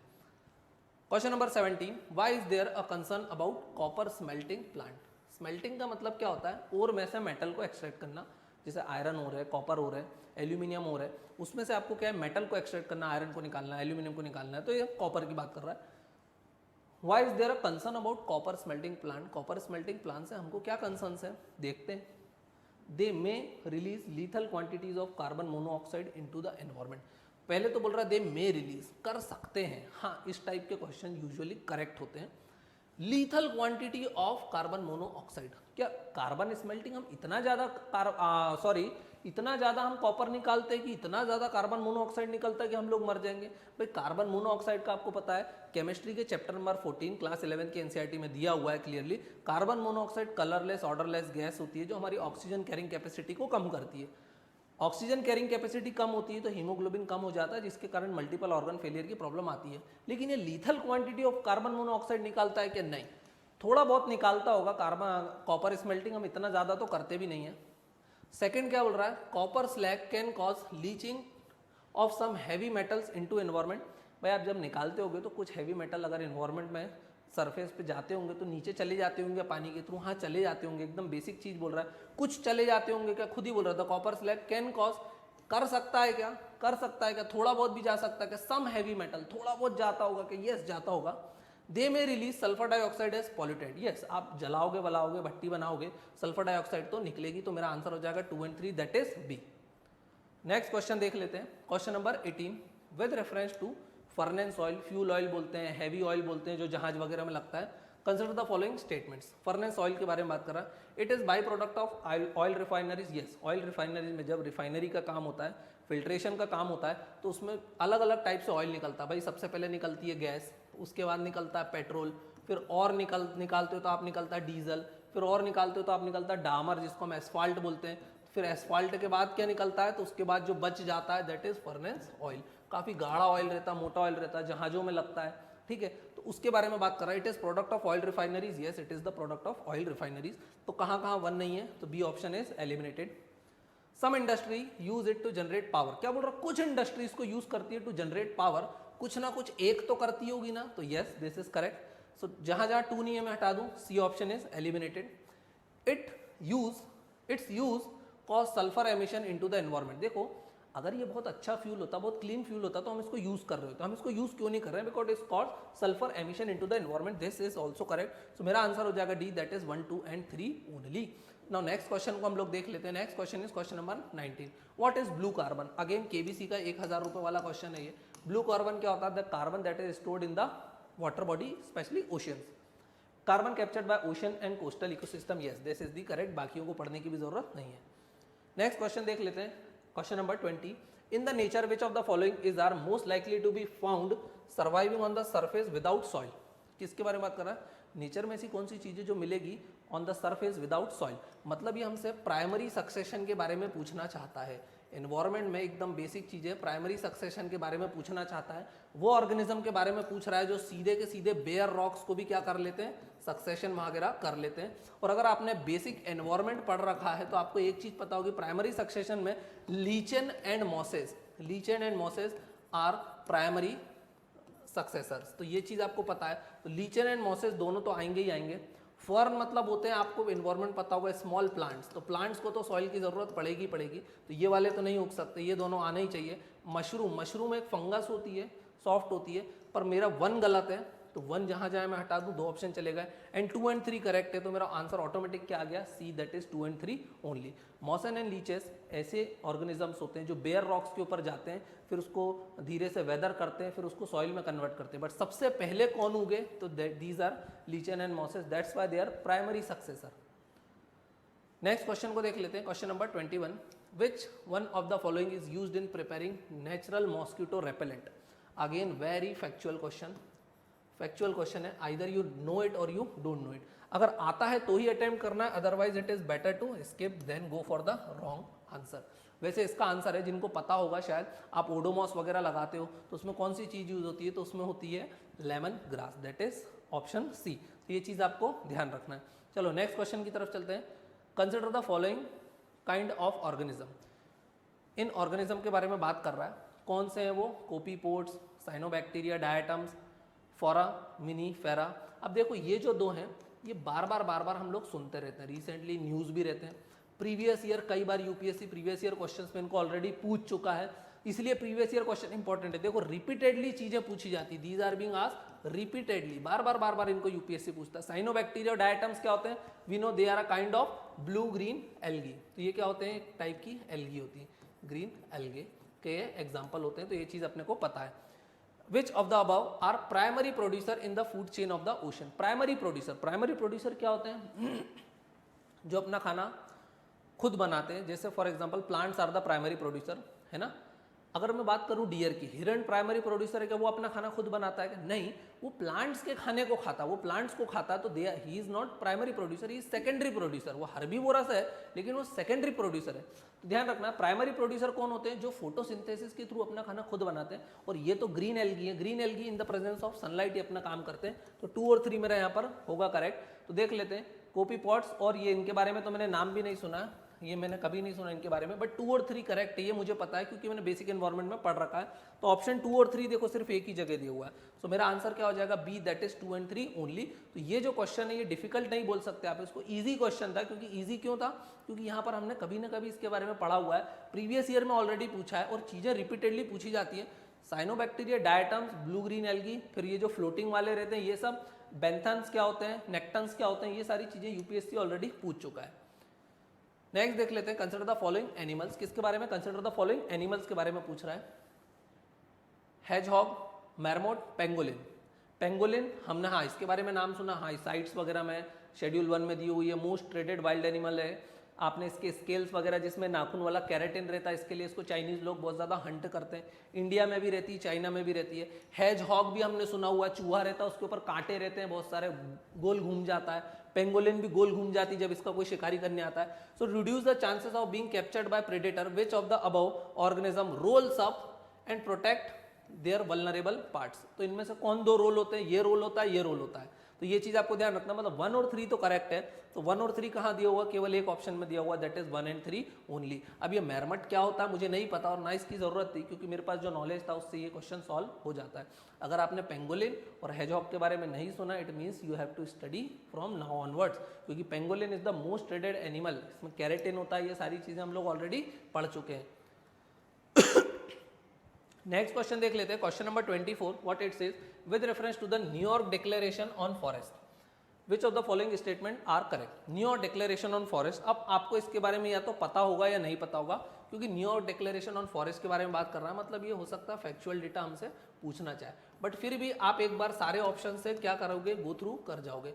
हो सकता है अगर आपने एक भी ऑप्शन को एलिमिनेट करा और उससे आप करेक्ट आंसर पे अराइव कर जाओ, तो ये चीज हमको देखना है। Elimination technique always work, specially in these kind of questions. तो चलो देख लेते हैं हम लोग। सबसे पहला स्टेटमेंट क्या बोल रहा है मेरा, it was first endorsed at United Nation climate summit in 2014। हमको इसके बारे में पता है नहीं, सो इस स्टेटमेंट को डाउट में रख दो, फैक्चुअल क्वेश्चन है। It endorses global timeline to end loss of forest, ये करता होगा कि देखो कितना जनरल स्टेटमेंट है। इट एंडोर्सेस, समर्थन करता है ये किस चीज का, global timeline to end loss of forest. हाँ भाई, न्यूयॉर्क डिक्लेरेशन ऑन फॉरेस्ट की बात कर रहा है तो कुछ बताता होगा कि ठीक है यार एक टाइमलाइन रखो 2050 तक, 2060 तक, 2030 तक हम लॉस ऑफ फॉरेस्ट को रोक देंगे, तो ये वाला करेक्ट होगा, तो यस, तो मैं इसको करेक्ट मान के चल रहा हूँ अभी फिलहाल के लिए। It is legally binding international declaration. Legally binding, ये हमको पता, लीगली बाइंडिंग, साइट्स तो लीगली बाइंडिंग है इसीलिए वो हमको याद है, लेकिन क्या ये लीगली बाइंडिंग है? अगर ये लीगली बाइंडिंग होता तो आपने कहीं ना कहीं पढ़ा होता। सो this is not legally binding, legally binding तो नहीं है, और अगर होता तो हमने पढ़ा होता। सो थर्ड सबसे पहले मैं एलिमिनेट करता हूं, तो बी चला गया, सी चला गया, दो ऑप्शन मेरे एलिमिनेट हो गए। ओके, अभी भी मेरा 2 जो मैंने सही मारा, तो 2 तो डी में भी है और ए में भी है, मतलब अभी मैं करेक्ट आंसर पे अराइव नहीं कर रहा हूं।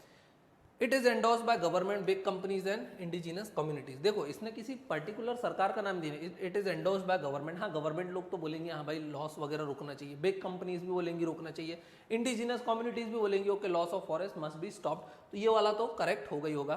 तो देखो अब 2 सही है, 4 सही है, तो मेरा आंसर आ चुका है already A, that is 1, 2 and 4। Factual question था, but by using the technique of elimination I have arrived at the correct answer. और लास्ट देख लेते हैं, India was one of the signatory at its inception, मतलब जब ये शुरुआत हुई तब इंडिया ने इसको साइन किया क्या? देखो इस टाइप के क्वेश्चन है, आपको नहीं पता कि वेदर इंडिया इज सिग्नेटरी और नॉट, बट आपको एक चीज पता है कि अगर इंडिया सिग्नेटरी होता तो आपने कहीं ना कहीं तो पढ़ा होता राइट कि India signatory to this convention as well, पर इंडिया सिग्नेटरी नहीं है इसलिए हम लोगों ने नहीं भी पढ़ा है। So trust on your knowledge, तो 5 जो है मेरा एलिमिनेट हो जाता है और मेरा करेक्ट आंसर क्या हो जाएगा 1, 2 एंड 4। नेक्स्ट देख लेते हैं question number 25। Magnetite particle, magnetite particle मतलब चुंबक की बात कर रहा है, suspected to cause neurodegenerative problem are generated as environmental pollutant from which of the following.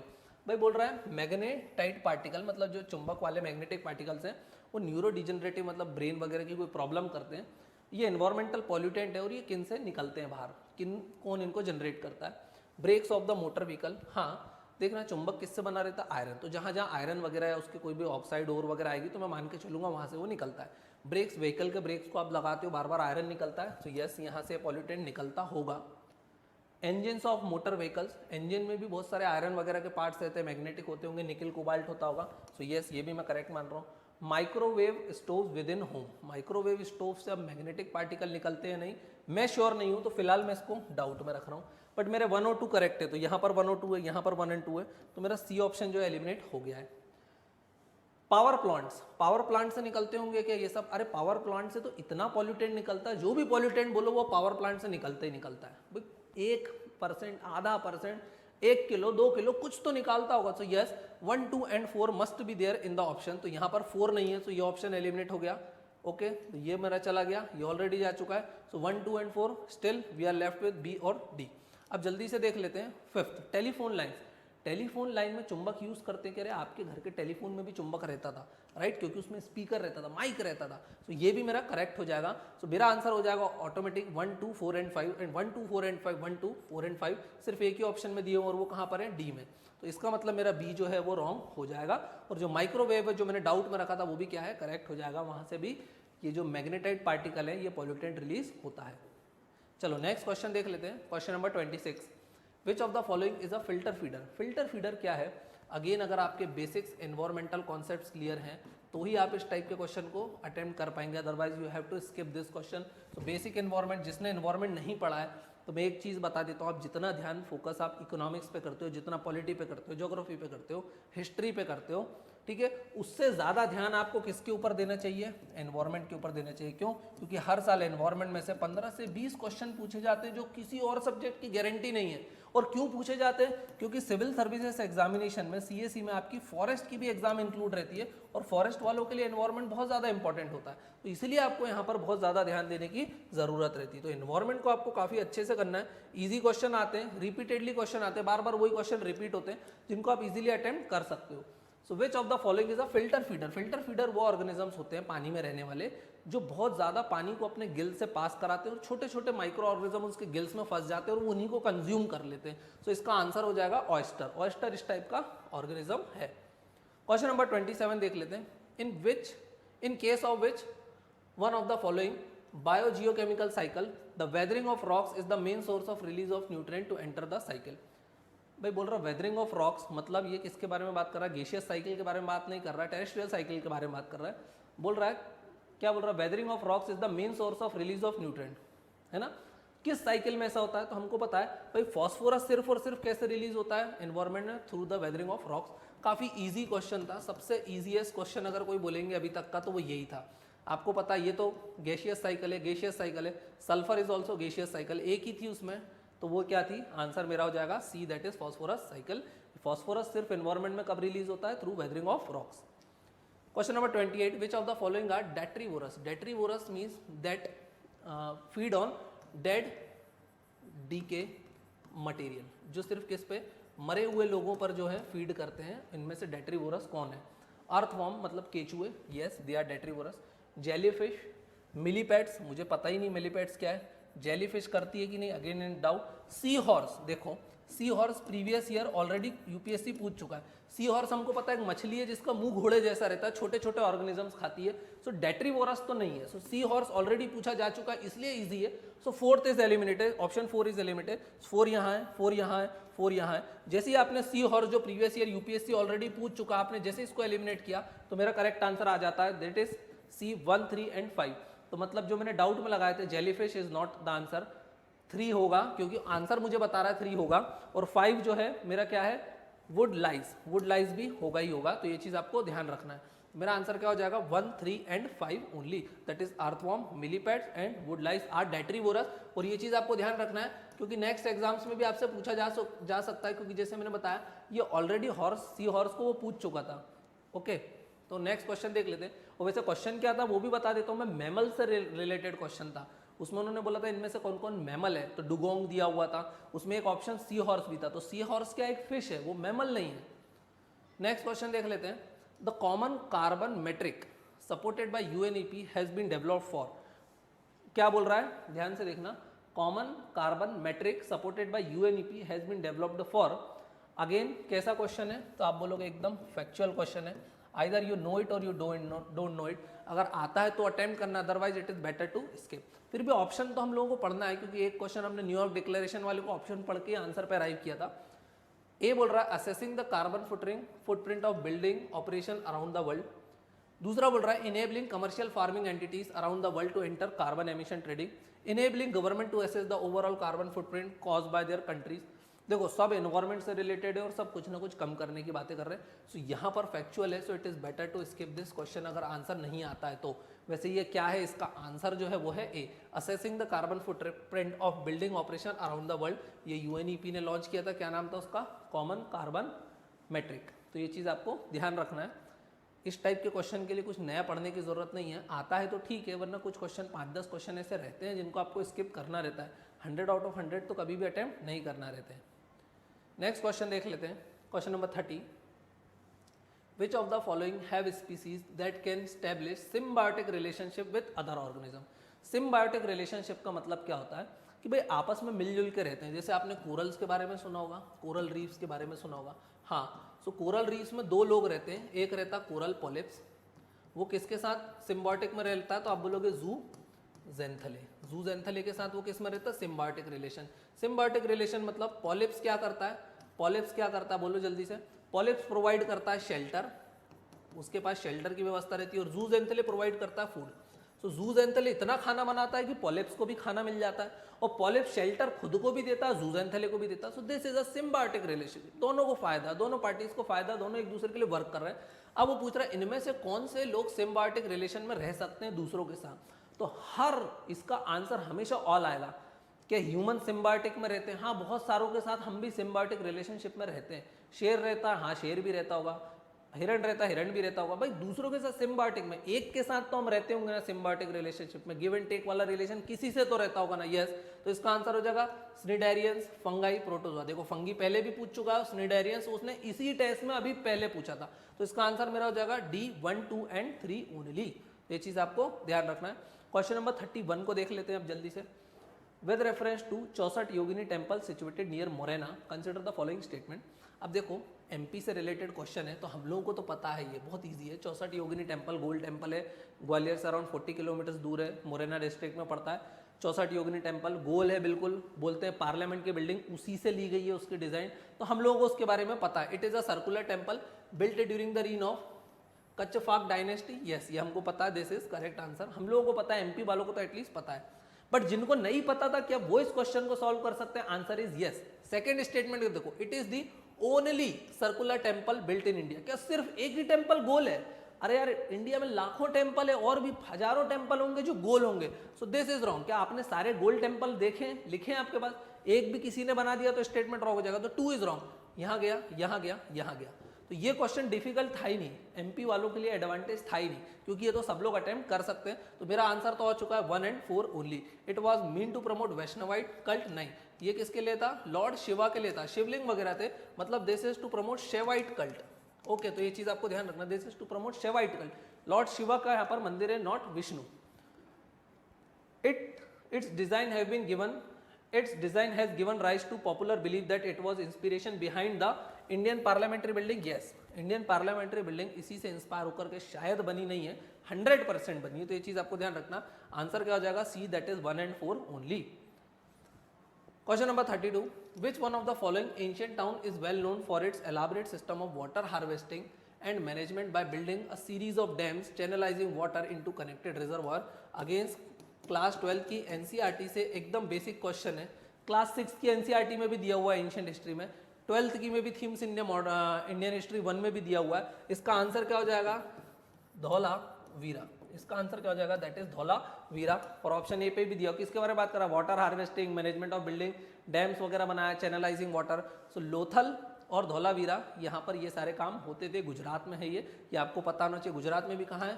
Rann of Kutch, Rann of Kutch. Okay, चलो नेक्स्ट क्वेश्चन देख लेते हैं। Question number 33, in the first quarter of the 17th century in which of the following were the factories of English East India Company located? In the first quarter of the 17th century, देखना proper दे रहा, first quarter of the 17th century मतलब 1600 से लेकर 1625, इसके बारे में बात कर रहा है। ईस्ट इंडिया कंपनी की कंपनीज कहाँ कहाँ लोकेटेड थी उसके बारे में बात कर रहा है। देखो काफ़ी डिफिकल्ट हो जाता है क्वेश्चन। अगर आपका हिस्ट्री में इंटरेस्ट है, आपने बहुत अच्छे से पढ़ रखा, ऑल दो क्वेश्चन मॉडर्न हिस्ट्री के क्वेश्चन ईजी भी होते हैं, लेकिन यहाँ पर पर्टिकुलर एक टाइम पीरियड की बात कर रहा है कि उसी समय में होना चाहिए। तो देख लेते हैं, भरूच, सिनाकोल, त्रिचीपल्ली। इसका आंसर आपको या तो पता है या तो नहीं पता है। वैसे इसका ये काफ़ी फैक्चुअल है, और इसका जो आंसर यूपीएससी ने दिया हुआ that is Bharuch only, that is a. तो आंसर क्या हो जाएगा? A, that is 1 only. तो ये चीज़ आपको ध्यान रखना है। अब चीचाकोल, त्रिचीपल्ली यहाँ पे बाद में आई होगी, इस टाइम पीरियड में तो नहीं आई है, क्योंकि पर्टिकुलर टाइम पीरियड पूछा था। चलो नेक्स्ट क्वेश्चन देख लेते हैं। Question number 34, from the decline of Guptas until the rise of Harshavardhana in the early 7th century which of the following kingdoms were holding power in northern India? अब ये जो question है ये भी रिपीटेडली पूछा जाता है, रिपीटेडली पूछा जाता है फ्रॉम हिस्ट्री। यहाँ पर ये पूछ रहे हैं कौन किसके कंटेम्पररी थे, राइट? कौन किसके कंटेम्पररी थे। अब ये कंटेम्पररी वाले क्वेश्चन बहुत ही डिफिकल्ट होते हैं, क्योंकि याद करना काफ़ी मुश्किल हो जाता है कि कौन किसके कंटेम्पररी थे, और काफ़ी फैक्चुअल भी होते हैं। तो या तो ये आपको पता है या तो ये नहीं पता। अगर हिस्ट्री ऑप्शनल है देन आप इसको शायद सॉल्व कर सकते हो, और अगर हिस्ट्री ऑप्शनल नहीं है then it becomes very difficult to solve such question. तो वैसे इसका आंसर जो यूपीएससी ने दिया हुआ that is B, 1, 3, 4 and 6। 1 Guptas of Magadha, 3 Pushyabhutis of Thanesar, 4 Maukharis of Kannauj, and 6 the Maitrakas of Valabhi. अब देखना इसमें से कईयों के तो हमने नाम नहीं सुने। हाँ, हमने परमार के नाम सुना है। परमार ठीक है, कब तक? राजा भोजराज परमार मध्य प्रदेश के भोपाल वगैरह में थे, सोमनाथ टेम्पल बनवाया था। तो फिर भी ये क्वेश्चन काफी डिफिकल्ट है, क्योंकि बहुत सारे नाम तो हमने सुने ही नहीं हुए इनमें से। तो इसका आंसर वैसे क्या हो जाएगा? B, 1, 3, 4 and 6। नहीं भी आता है तो नो वरी, इस टाइप के 5 से 10 क्वेश्चन रहते हैं जिनको हम स्किप कर सकते हैं। चलो नेक्स्ट क्वेश्चन को देखते हैं। एक्चुअली मेरे कैमरे की लिमिट होती है वो सिर्फ आधे घंटे ही रिकॉर्ड कर पाता है, इसलिए मेरी रिकॉर्डिंग लास्ट मोमेंट पे स्टॉप हो जाती है। शायद आपको एक फ्लिकर देखने के लिए मिलेगा यहाँ पर। चलो देख लेते हैं question number 35। According to Portuguese writer Nuniz, the women in the Vijayanagara empire were expert in which of the following areas? अब देखना कितना जनरल स्टेटमेंट है। Women were expert in which of the following areas, तो ये कितना है general statement है। General का मतलब क्या होता है कि भाई जनरल बातें कर रहा है। फॉर एग्जांपल अगर मैं बोलता हूँ कुकिंग, इसमें कौन एक्सपर्ट रहता तो आप बोलोगे वुमेन। तो क्या आदमी एक्सपर्ट नहीं हो सकता? अरे क्या एक आदमी भी एक्सपर्ट नहीं हो सकता? हो सकता है। तो इसलिए ऐसे कुछ काम होते हैं जो हमको लगता है आदमियों के हैं, लेकिन उसमें क्या महिलाएं एक्सपर्ट नहीं हो सकती? हो सकती हैं। तो बोल रहा पोर्तुगीज राइटर ने विजयनगर एम्पायर की महिलाओं के बारे में बताया कि वो किन किन चीज़ों में एक्सपर्ट थी। तो अब आपको चुनना है वो किन में एक्सपर्ट थी। तो women's are expert in every field. वो टॉप भी कर सकती है, खाना भी बना सकती है, लड़ाई भी लड़ सकती है, मोटरसाइकिल भी चला सकती है, आर्मी कमांड भी कर सकती है, सब कर सकती है, वो सब चीज़ों में एक्सपर्ट हो सकती है, वो एक अच्छी जासूस भी बन सकती है, स्पाई का भी काम कर सकती है। तो उसने बोला रेसलिंग। अब रेसलिंग हम बोलेंगे यूजुअली तो आदमी करते हैं, तो क्या महिलाएं रेसलिंग नहीं कर सकती? अरे भाई कर सकती है, वुमेन कैन बी एक्सपर्ट, हो सकती है वो, women were expert in wrestling also. Second है एस्ट्रोलॉजी, क्या पंडित सिर्फ मेल हो सकते हैं? एस्ट्रोलॉजी का काम सिर्फ मेल पंडित कर सकते हैं क्या? No, female can also do it, this is also correct. Accounting, क्या महिलाएं अकाउंटिंग नहीं कर सकती? क्यों नहीं कर सकती? अगर वो लिटरेट है तो कर सकती हैं। सूझें, क्या वो ये काम नहीं कर सकती? कर सकती हैं। तो 1 2 3 4 मेरे ऑल करेक्ट हो जाएगा, महिलाएं सारे काम कर सकती हैं। काफी इजी क्वेश्चन था, आंसर हो जाएगा D. With reference to Madanapalle of Andhra Pradesh which one of the following statement is correct? Again very very factual question, बहुत ही डिफिकल्ट क्वेश्चन है। अगर आपने इसके बारे में नहीं सुना है then it is better to skip. अब देखो यहाँ पर एज मिल जाती है, जो आंध्र प्रदेश का होगा इस टाइप के एरिया से उसको ये चीज़ पता होगी। तो ये क्या था? With reference to Madanapalle of Andhra Pradesh which one of the following statement is correct? तो इसका आंसर जो है वो that is C, Rabindranath Tagore translated national anthem from Bengali to English here. Rabindranath Tagore ने जो नेशनल एंथम है जो बंगाली में लिखा था उसको इंग्लिश में ट्रांसफर कहाँ पे किया था? इस प्लेस पे किया था, दैट इज मदनापल्ले इन आंध्र प्रदेश। तो चलो नेक्स्ट क्वेश्चन को देख लेते हैं। मैच द फॉलोइंग वाला है, कंसिडर द फॉलोइंग पेयर्स। देखो यूजुअली जो होता है एंशिएंट हिस्ट्री, एंशिएंट और मिडाइवल हिस्ट्री से जो क्वेश्चन होते हैं ना वो बहुत ही डिफिकल्ट होते हैं, बहुत ही डिफिकल्ट होते हैं। सारे यूपीएससी के पेपर में it is very difficult to attempt such question, लेकिन कई बार मैच द फॉलोइंग या कुछ क्वेश्चन में इजी भी आ जाता है। जैसे फॉर एग्जांपल एंशिएंट और मिडाइवल में अगर आपको कहीं अशोक दिखता है, बुद्धिज्म जैनिज्म दिखता है, विजयनगर एम्पायर दिखता है, तो आप इनको करेक्ट करके आगे बढ़ सकते हो। लेकिन आजकल यूपीएससी ने भी ये ट्रिक पकड़ ली कि भाई अशोक देख के सीधे टिक मार के आगे बढ़ लेते हैं। तो आजकल वो सारे ऑप्शन ही अशोक से रिलेटेड देते हैं, सारी चीजें ही बुद्धिज्म से रिलेटेड देते हैं और बोलते हैं अब एक स्पेसिफिक चुनो, तब क्वेश्चन क्या हो जाता है? बहुत ज्यादा डिफिकल्ट हो जाता है। सो एंशिएंट मिडाइवल में ये प्रॉब्लम आती है। अब देखते हैं इस क्वेश्चन को हम सॉल्व कर सकते हैं या नहीं। Consider the following pairs, historical places दी हुई हैं और दूसरी तरफ वेल नोन फॉर दिया हुआ है। So Burzahom, rock cut shrine, Chandraketugarh terracotta art, Ganeshwar copper artifacts. तो देखो अब सबसे पहले तो हम देख लेते हैं बुर्जुआ होम। क्या बुर्जुआ होम के बारे में आपने सुना? यस, जम्मू एंड कश्मीर में ये साइट है, जम्मू एंड कश्मीर में साइट है। किसके लिए फेमस है? तो आपको पता होगा पॉटरी वगैरह के लिए फेमस है। तो यहाँ पर रॉक कट श्राइन आएगा क्या? नहीं। ये किसके लिए फेमस है? पॉटरी वगैरह के लिए फेमस है। सो 1 इज इनकरेक्टली मैच्ड, तो 1 यहाँ है 1 यहाँ है, 2 ऑप्शन जो है मेरे एलिमिनेट हो जाते हैं। सेकंड देखते हैं चंद्र केतुगढ़, मुझे नहीं पता where is this Chandraketugarh. Third देखते हैं गणेश्वर। गणेश्वर का मतलब क्या है? गणेश्वर जोधपुर कल्चर आपको पता होगा, it is famous for the copper artefacts. Copper के लिए फेमस है गणेश्वर, जोधपुर, राजस्थान में दिया हुआ है ये पूरा का पूरा एरिया। तो ये चीज आपको पता होना चाहिए। तो मेरा जो थर्ड ऑप्शन है वो तो क्या है? करेक्ट है। तो ये चीज आपको पता होना चाहिए। अगर थर्ड करेक्ट है तो मतलब मेरा फिर भी कुछ भी चीज एलिमिनेट नहीं होती, क्योंकि मैं अभी भी 50-50 पर आया हुआ हूँ। लेकिन इसका जो आंसर है अभी चंद्र केतुगढ़ क्या है? ये टेराकोटा आर्ट के लिए फेमस है, यूपीएससी ने इसको करेक्ट माना है। तो मेरा आंसर हो जाएगा दैट इज 2 and 3 ओनली। अब देखना ये क्वेश्चन कैसा था, 50-50 पे आ गए हो। 5 सही करोगे तो 10 नंबर लाओगे, 5 गलत करोगे तो -3 नंबर लाओगे, ओवरऑल आप +7 मार्क्स में रहोगे। So you have to attempt such kind of question, क्योंकि हमको पेपर में एटलीस्ट 80+ तो अटेम्प्ट करना ही है, otherwise you are nowhere in the race. तो ये चीज ध्यान रखना है। चलो नेक्स्ट क्वेश्चन देख लेते हैं। Consider the following statements. It was during the reign of Iltutmish that Genghis Khan reached the Indus in pursuit of fugitive Khwarizm prince। ये बात सही है। इल्तुतमिश के दौरान हम लोगों ने एनसीईआरटी में पढ़ा है कि उसने भारत को बचा लिया था, इसको शरण नहीं दी थी, तो चंगेज खान भारत नहीं आया। तो ये वाली बात तो सही दी हुई है, बिल्कुल सही बात कर रहा है ये। तो भाई फर्स्ट तो हमारा सही है। अब सेकंड देखते हैं। It was during the reign of Mohammad bin Tughlaq that Timur occupied Multan and cross the Indus river.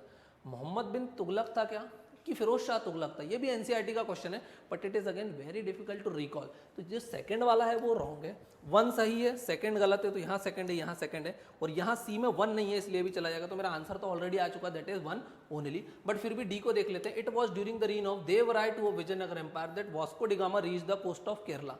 देखो ये इजी है, इसको आप एलिमिनेट कर सकते थे। तो जहाँ जहाँ 3 था ये एलिमिनेट हो जाता।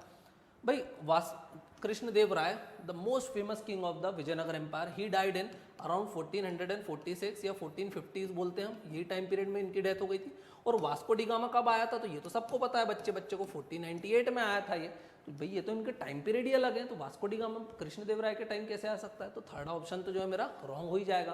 तो ये जो क्वेश्चन है this is moderately difficult, not easy, not very difficult, it is moderately difficult. Okay चलो नेक्स्ट क्वेश्चन को देख लेते हैं। Consider the following statement. Saint Francis Xavier was one of the founding member of the Jesuit order. अब Francis Xavier, भाई मैंने तो Goa visit किया है, तो बॉम डी जीसस जो उसकी चर्च वगैरह बनी हुई है, वर्ल्ड हेरिटेज साइट है, मैंने तो वहाँ पर भी विजिट किया था, तो मुझे इनके बारे में पता था। Francis Xavier was one of the founding member of Jesus order, yes, ये इनकी गोवा वगैरह में इनकी कब्र भी है, तो ये बात तो सही है।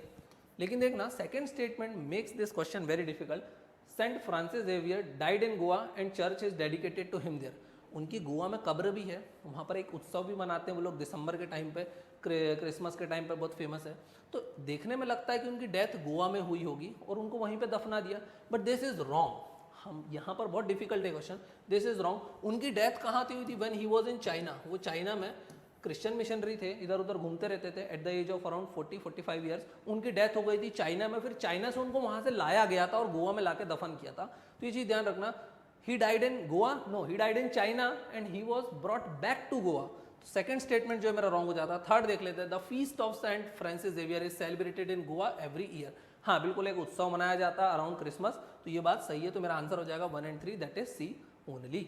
ओके, थोड़ा सा फैक्चुअल क्वेश्चन था, गोवा वगैरह गए होगे तो आपको पता होगा, नहीं गए होगे तो कैसे पता होगा। ओके, क्वेश्चन नंबर 40 क्या बोलता है? With reference to the history of ancient India which of the following statement is और आर करेक्ट।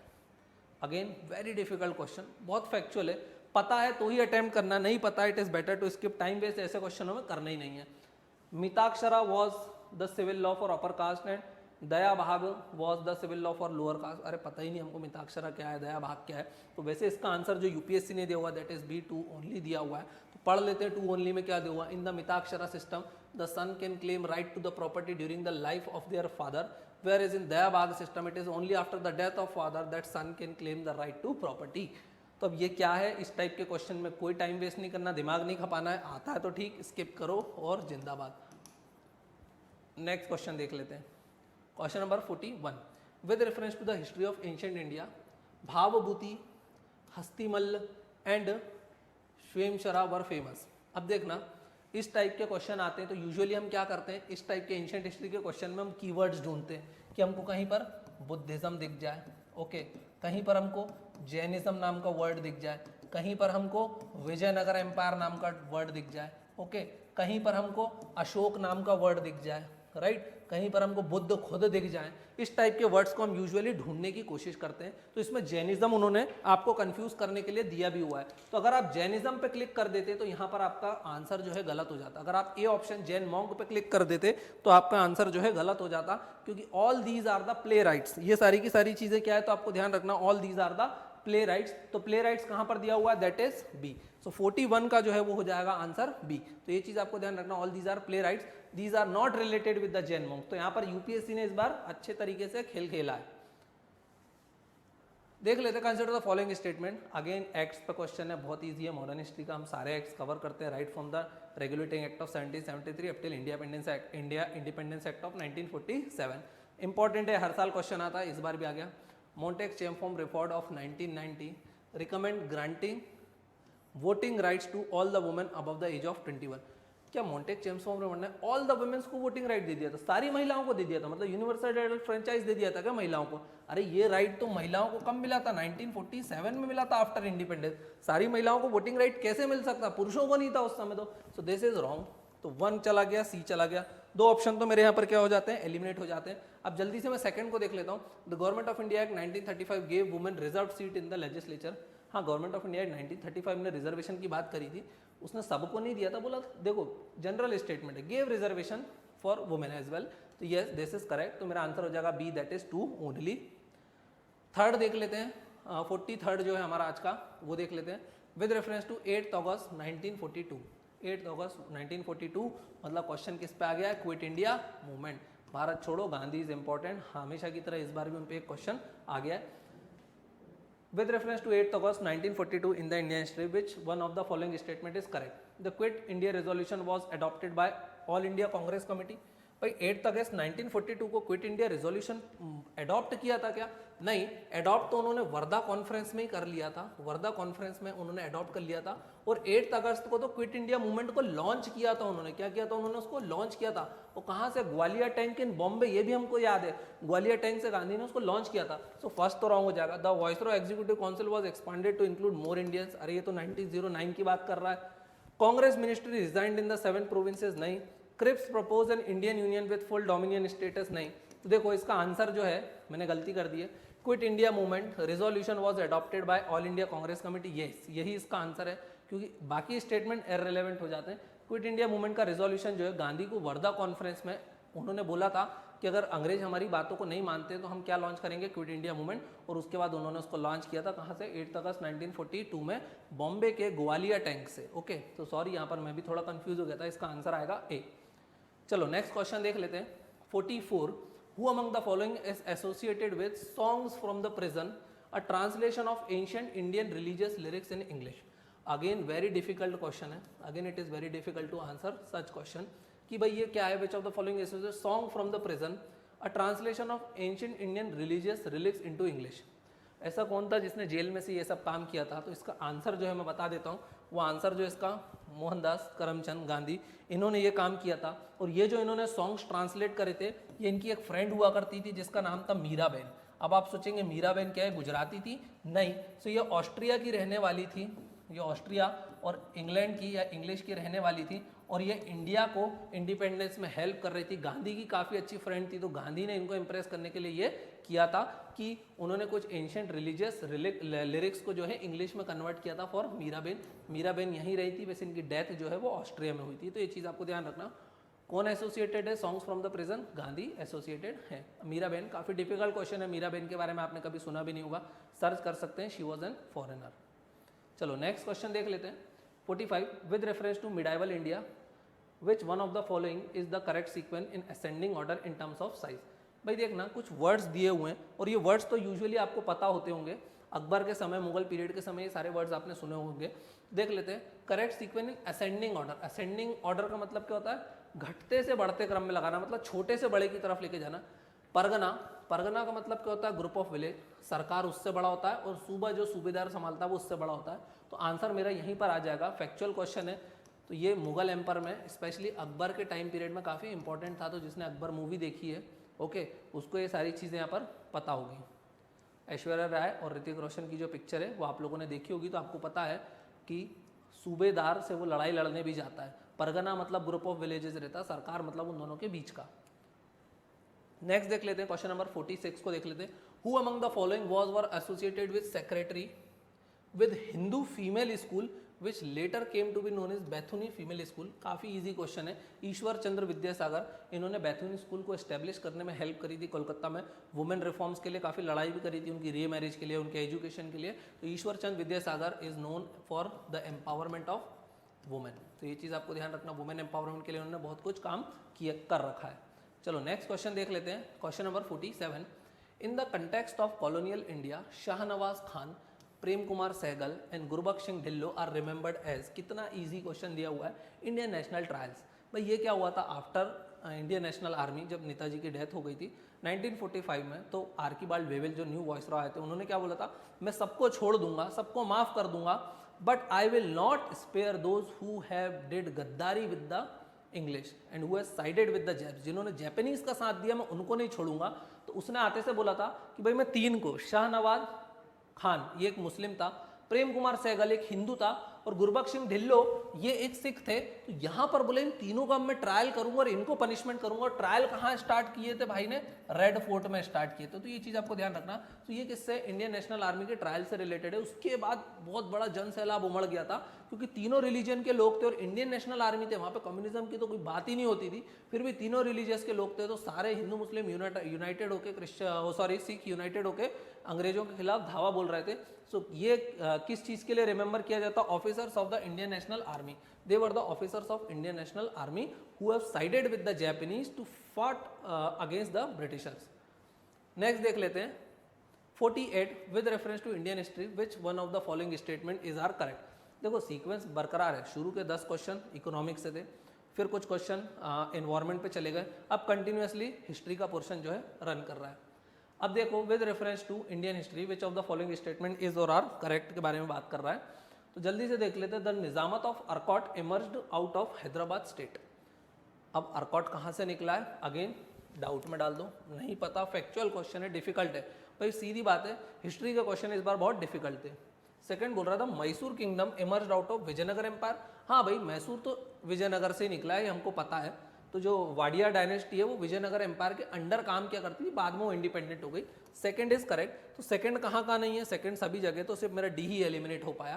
तो काफी क्वेश्चन डिफिकल्ट है क्योंकि एलिमिनेशन भी वर्क नहीं कर पा रहा है। Rohilkhand kingdom was formed out of territories occupied by Ahmad Shah Durrani. Ahmad Shah Durrani वैसे कौन था अगर आपको पता हो तो? ये तो एक अफगान रूलर था, ये तो एक अफगान रूलर हुआ करता था। तो रोहिलखंड किंगडम मतलब कहाँ है? अवध के और साइड में, east side of Awadh, sorry west side of Awadh. तो रोहिलखंड किंगडम यहाँ से इमर्ज हुआ है क्या? So answer is no. So 3 को आप एलिमिनेट करो, still you are left with 50-50। और 50-50 में भी आप कब आए? जब आपको इतना नॉलेज था। तो यहाँ पर जो आंसर है वैसे वो है बी ओनली। तो अर्कॉट जो है वो हैदराबाद स्टेट से नहीं निकला, ये रॉन्ग हो जाएगा। फैक्चुअल क्वेश्चन था, आता है तो करना है, नहीं आता है तो छोड़ देना है। एलिमिनेशन कोई लगती है, अगर यहाँ पे 50-50 तक आ जाते हो तो आपको डेफिनेटली करना है। अगर आप इस 50-50 स्टेज पे आओगे तब तो 100% अटेम्प्ट करना है। मगर आपको थर्ड स्टेट के बारे में भी अगर डाउट था then it is better to skip, क्योंकि फिर 3 में रिस्क लेना डिफिकल्ट हो जाता है। क्वेश्चन नंबर 49 देख लेते हैं। विच of the following statement is और आर करेक्ट? करेक्ट के बारे में बात कर रहा है, हमेशा मार्क करना है करेक्ट पूछा है या इनकरेक्ट पूछा है। Ajanta cave lie in the gorge of Waghora river, yes this is correct. मुझे पता है अजंता केव्स कहाँ पर है? वाघोरा रिवर में। भाई अजंता एलोरा के बारे में आपने पढ़ा होगा। अजंता में सिर्फ बुद्धिस्ट साइट्स हैं और एलोरा में बुद्धिज्म, जैनिज्म और हिंदुइज्म तीनों की साइट है, ठीक है। कैलाशनाथ टेम्पल कहाँ है? तो आप बोलोगे एलोरा में। अजंता केव्स में 29 केव्स हैं, ये वो आपको सारी चीज़ें पता है। बोधिसत्वों के बारे में बताया हुआ है, तो वो चीज़ें आपने पढ़ रखी है कहीं ना कहीं। अब सेकंड देखो, as an MP student, MP aspirant, Sanchi stupa lies in the gorge of Chambal river. भाई चंबल रिवर सांची के पास से भी नहीं जाती है, इंदौर से निकलती हो, तो सेकंड रॉन्ग हो जाएगा। Pandulena cave shrine in the gorge of Narmada, अरे भाई पांडुलेनी केव तो नासिक के पास है, वहां तो गोदावरी नदी है, नर्मदा कहाँ बात कर रहा है? थर्ड भी रॉन्ग हो जाएगा।